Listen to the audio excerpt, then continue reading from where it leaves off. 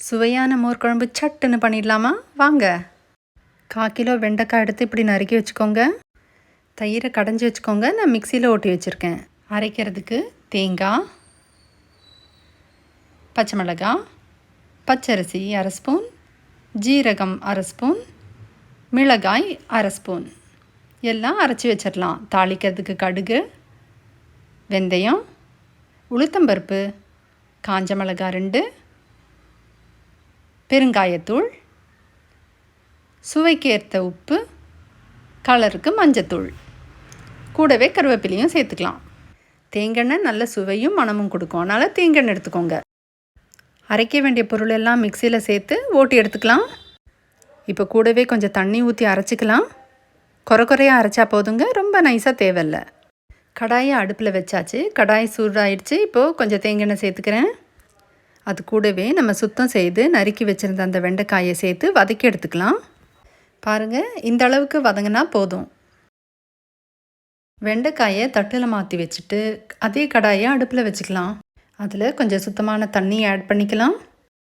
தண்ணி நல்லா கொதித்ததும் நம்ம வதக்கி வச்சுருந்தோம் இல்லையா, அந்த வெண்டைக்காவை சேர்த்துக்கலாம். அது கூடவே மஞ்சத்தூளை சேர்த்து கொதிக்க வச்சிடலாம். நல்லா கொதித்து வரும்போதே உப்பும் சேர்த்துக்கலாம் தேவையான அளவு. நல்லா கொதி வந்த உடனே நம்ம அரைச்சி வச்ச விழுதை சேர்த்துக்கலாம். மோர் குழம்பு திரியாமல் இருக்கிறதுக்கு லைட்டாக கிண்டி விட்டுட்டே இருங்க. குழம்பு நல்லா கொதித்து வந்துருச்சு. வெண்டைக்காயும் வெந்துருச்சு. இப்போது அடுப்பை சிம்மில் வச்சுக்கலாம். சிம்மில் இருக்கும்போதே நம்ம கடைஞ்சி வச்ச இந்த தயிரை ஆட் பண்ணிக்கலாம். இப்போது இந்த குழம்பு சூடானால் மட்டும் போதுங்க, ரொம்ப கொதிக்க வேண்டாம். கொதித்தா எல்லாம் திரிஞ்சு போயிடும். அதனால் சூடானால் மட்டும் போதும். இப்போது சின்ன சின்ன பபிள்ஸ் தெரியுதுங்களா? அவ்வளோதாங்க, நமக்கு மோர் குழம்பு தயாராகிடுச்சு. எனக்கு கொஞ்சம் உப்பு தேவைப்பட்டது. இந்த சமயத்தில் தேவைன்னா நீங்களும் சேர்த்துக்கலாம். இப்போ கடாயை காய வச்சு அதில் தேங்காய் எண்ணெய் ஊற்றிக்கோங்க. எண்ணெய் சூடானதும் கடுகு சேர்த்துக்கலாம். கடுகு பொரிஞ்சதும் உளுத்தம்பருப்பை சேர்த்துக்கலாம். வெந்தயம், காஞ்ச மிளகாவையும் ஆட் பண்ணிக்கலாம்.